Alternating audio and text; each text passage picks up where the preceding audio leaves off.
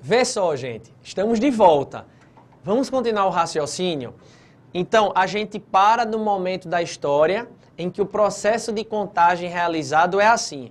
O cara coloca, para cada animal que passa, vai botando pedrinhas dentro do recipiente e ao final do dia tinha que, quando os animais tinham que retornar, você ia tirando as pedrinhas daquele recipiente. Se sobrasse pedrinha, significava dizer que ainda havia animal que você precisaria ir atrás para trazê-lo de volta para o grupo, não é isso?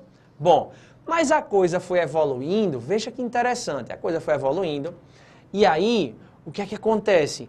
E aí eles começaram a pegar, por exemplo, viram que aquilo também, esse processo de colocar pedra e tirar pedra, não era algo tão conveniente, tá? Porque se eu tivesse vários animais, haja pedra para botar dentro de um recipiente, não é verdade?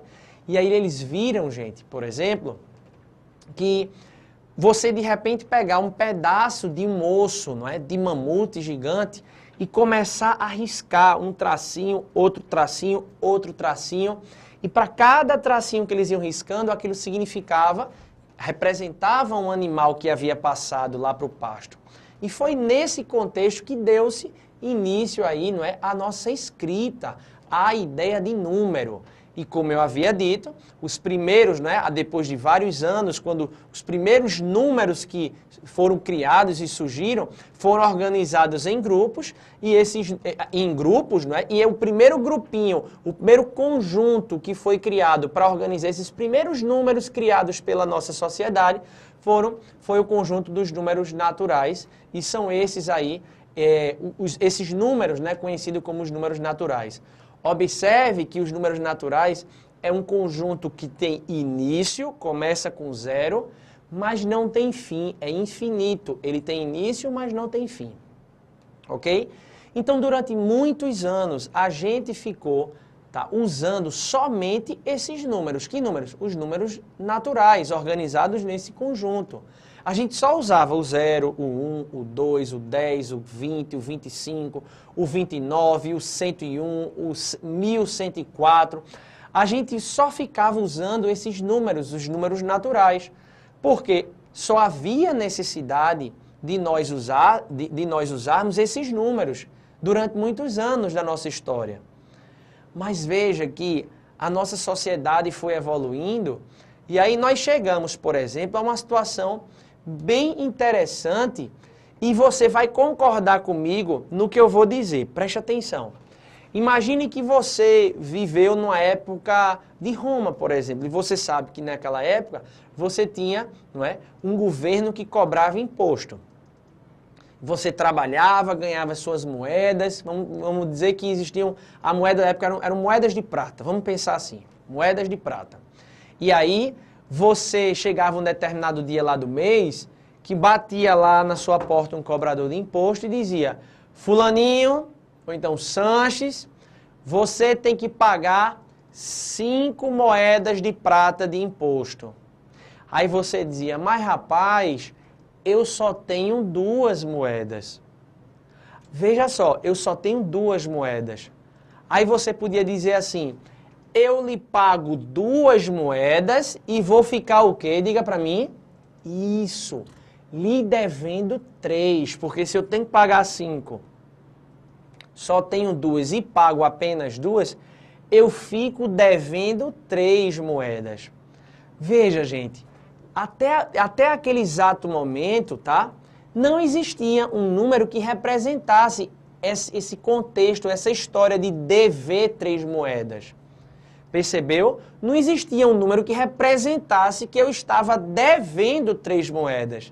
Foi aí que o homem sentiu a necessidade de criar um outro conjunto, que agora nesse outro conjunto eu pudesse, não é, ter esses novos números que representassem, por exemplo, essa história da dívida.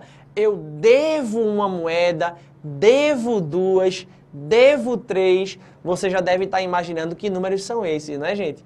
Dever uma moeda, devo 2, devo 3 é menos 1, menos 2, menos 3. Foi aí, gente, que criou-se, né, o conjunto dos números inteiros. Eu precisei ampliar o conjunto dos números naturais para um conjunto maior, conjunto dos números inteiros, para que nesses conjuntos eu pudesse colocar esses novos números. Que novos números são esses? -1, -2, -3. Novos números esses que representavam essas situações práticas, por exemplo, de dever numa determinada quantia. E esses números são chamados de números negativos. Vamos lá para a tela então, vamos juntos? Vamos lá para a tela para a gente conversar e eu colocar aqui, mostrar para você, ó. Ocorreu uma ampliação do conjunto dos números naturais e aí eu tenho agora o conjunto dos números inteiros, tá? E esse conjunto ele foi criado para que eu pudesse agora, não é, representar nesse conjunto esses novos números que foram criados para representar situações práticas que até então a sociedade não havia experimentado. Por exemplo, essa história de você dever uma certa quantidade. Então, ó, que números são esses aqui? O -1, -2, -3, -4, -5, -30, -100, -231, por exemplo. Os números negativos, né, gente? Reticências. E aí, tem algo muito interessante que eu já quero que você observe aí nesse gráficozinho. Observe, por exemplo, que 3 é um número natural. Sim ou não? Sim. Mas 3 também é um número inteiro. Até porque, eu observando esse diagrama aí, todo número natural é inteiro, mas nem todo número inteiro é natural. Veja que 3 ele é natural, porque está dentro do conjunto dos números naturais, mas 3 também é um número inteiro. Porque todo natural é inteiro, se 3 é natural, 3 também é inteiro.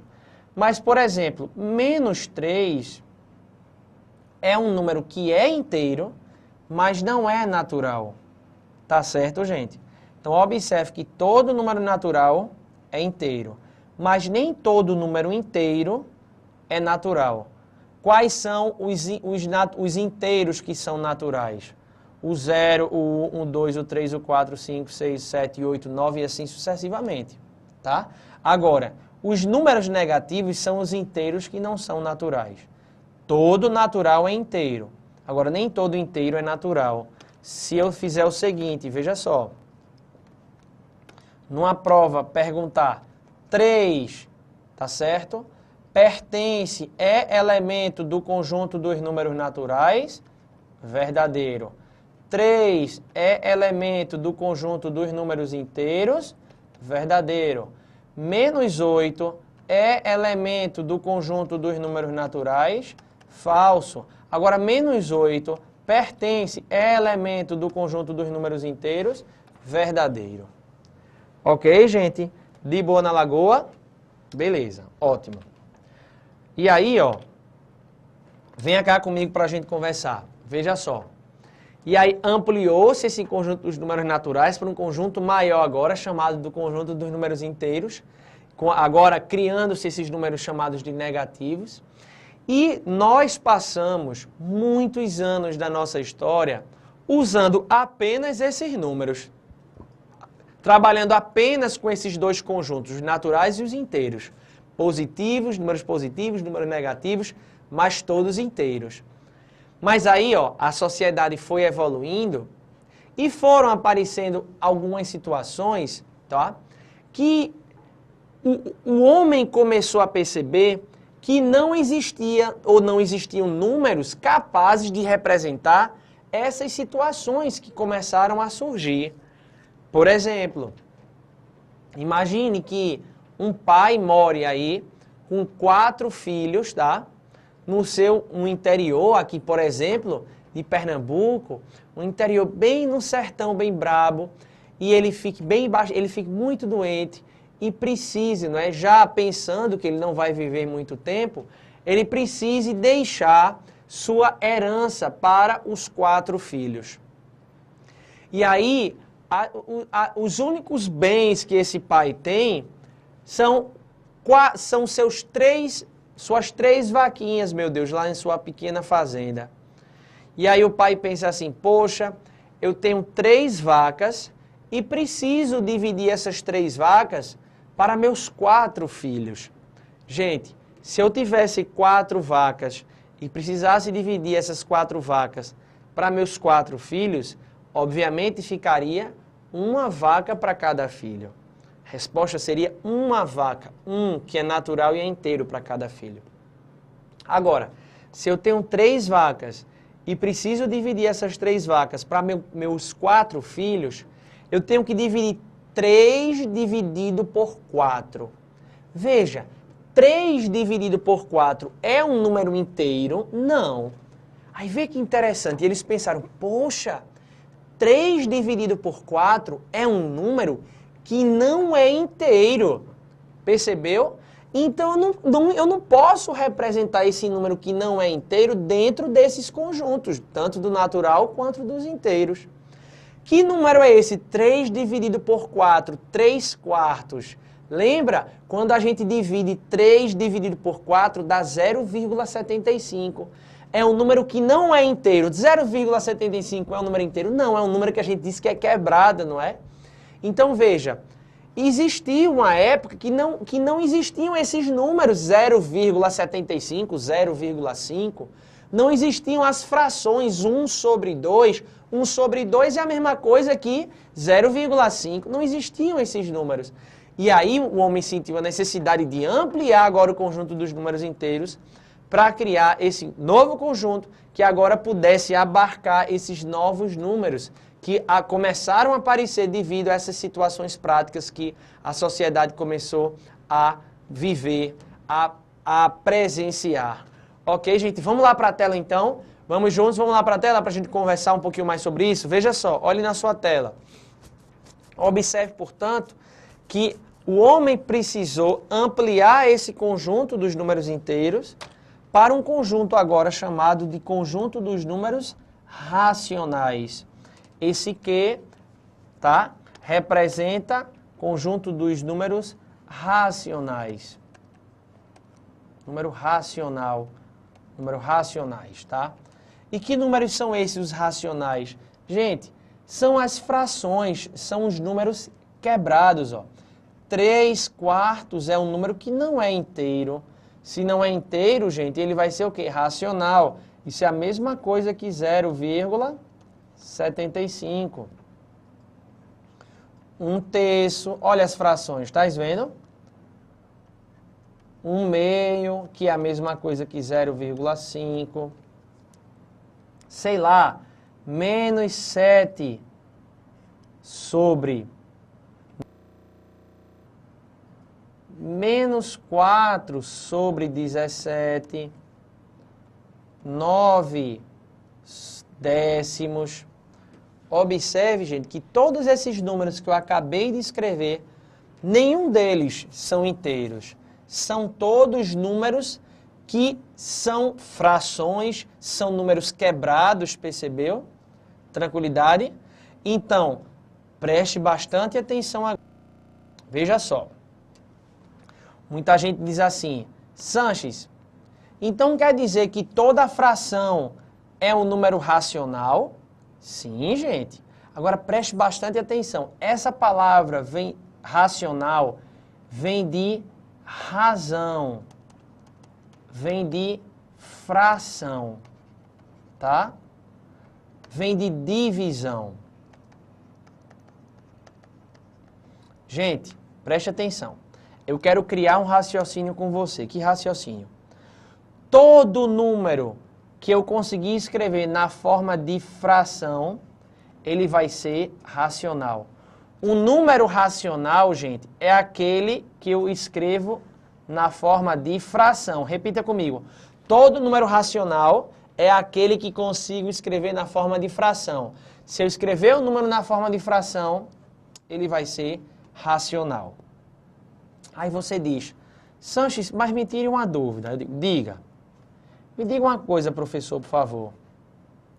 2 é um número natural, não é, Sanches? Sim. Mas 2 é um número inteiro? Também, porque 2 está dentro do conjunto dos números inteiros. Mas, Sanches, 2 é racional? Claro. 2 eu não consigo escrever na forma de fração, não. Consigo, por exemplo, 2 sobre 1. 2 sobre 1 é 2. Olha aí eu escrevendo 2 na forma de fração. Percebeu? Por exemplo, o 2 eu não posso escrever ele como sendo 8 sobre 4, não. Posso. 8 sobre 4 dá 2, é igual a 2. Então perceba que 2 é um número natural. Veja só, 2 é um número natural. Aqui. 2 pertence ao conjunto dos naturais, verdadeiro. 2 pertence ao conjunto dos números inteiros, verdadeiro. 2 pertence ao conjunto dos números racionais, verdadeiro. Aí você diz, mas Sanches, e 2 pode ser escrito na forma de fração? Pode, olha aqui. 2 é a mesma coisa que 2 sobre 1, que é a mesma coisa que 8 sobre 4, que é a mesma coisa que 16 sobre 8. Todas essas frações representam o número 2.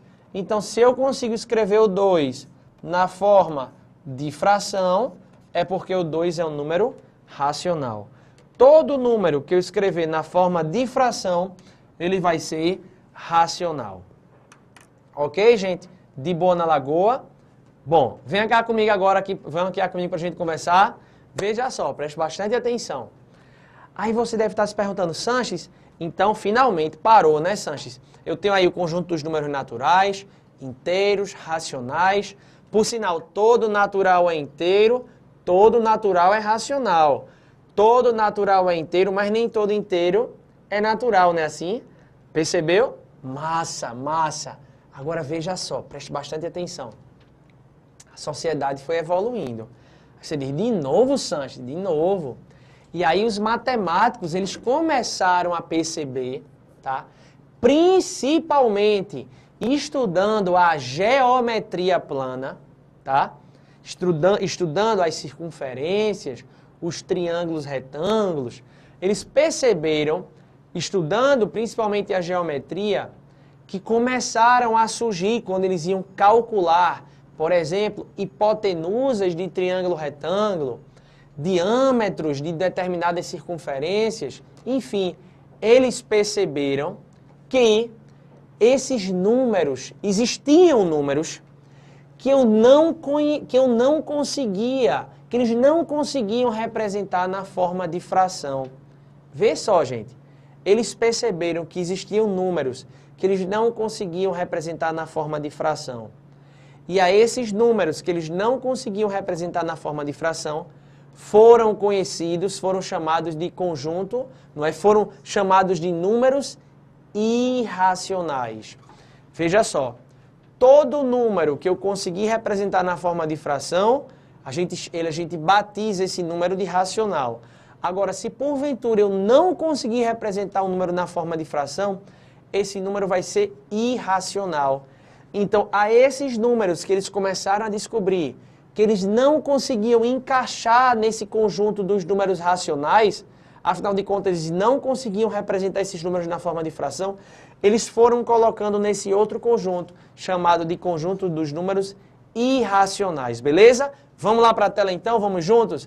Vamos lá para a tela que eu quero te mostrar agora um detalhe bem importante. Então veja, se um número não for racional, é porque ele vai ser irracional. Irracional. Beleza, gente? De boa na lagoa. Aí você pergunta, Sanches, se um número racional é aquele que eu consigo representar na forma de fração, todo número que eu conseguir representar na forma de fração é racional, certo? Então me diga uma coisa, os números irracionais são aqueles que eu não consigo representar na forma de fração. Beleza. Aí você deve estar se perguntando, Sanches, rapaz, que números são esses que eu não consigo representar na forma de fração, logo são irracionais? Vou te dizer agora. Vê só, esses números são... Vai fácil você gravar. Dízimas. Não periódicas. As dízimas não periódicas são números irracionais. Eu não consigo representá-las na forma de fração. E as raízes, gente, que não são exatas. Raiz quadrada de 2, raiz quadrada de 3, raiz quadrada de 4 dá 2. A raiz quadrada de 4 dá 2. E 2 é natural, é inteiro e é racional. Aqui, os números irracionais, além das dízimas não periódicas, são as raízes que não são exatas. Então, raiz quadrada de 5, raiz cúbica de 7, por exemplo, e assim vai. Então, a partir de hoje é assim, gente. Se alguém te perguntar quais são os números irracionais, lembre-se, números irracionais são aqueles que eu não consigo escrever na forma de fração. Porque se ele for racional, eu tenho como escrever um número racional na forma de fração. E quais são esses números irracionais? As dízimas não periódicas e as raízes que não são exatas. Repita comigo. Quais são os números irracionais? São as dízimas não periódicas e as raízes que não são exatas. Beleza? Aí você deve estar se perguntando, mas Sanches, pelo amor de Deus, rapaz, eu não lembro o que é uma dízima, eu não sei o que é dízima periódica, dízima não periódica. Bom, vou explicar para você rapidinho aqui, tá? Rapidinho. Vou falar um pouquinho sobre isso e no momento certo eu irei aprofundar com você, tá certo? Irei aprofundar com você isso ainda na aula de hoje, muito provavelmente, para falar sobre as dízimas periódicas e as dízimas não periódicas. Então, preste atenção comigo. Sanches, primeiro, o que é uma dízima? Dízima é um número, tá certo? Decimal, que tem a parte decimal infinita, beleza? E toda dízima, ela pode ser classificada de duas formas diferentes. Pode ser periódica ou aperiódica, ou então não periódica. Não periódica. Ok? Bom, Sanches, mas por que tu estás me explicando isso? Estou explicando isso para lhe dizer o seguinte, não periódica. Estou lhe explicando para lhe dizer o seguinte, se a dízima ela for não periódica, tá vendo aqui? Se a dízima for não periódica, dízimas não periódicas, essas dízimas não periódicas são números irracionais. Joia? Toda dízima periódica é um número irracional. Sanches, dê um exemplo de uma dízima não periódica. Exemplo. 3,2140978 reticências. Veja que esse número é uma dízima, porque tem a parte decimal infinita, olha aqui as reticências. E é não periódica, porque na parte decimal não tem o que a gente chama de período, que é uma partezinha que se repete indefinidamente.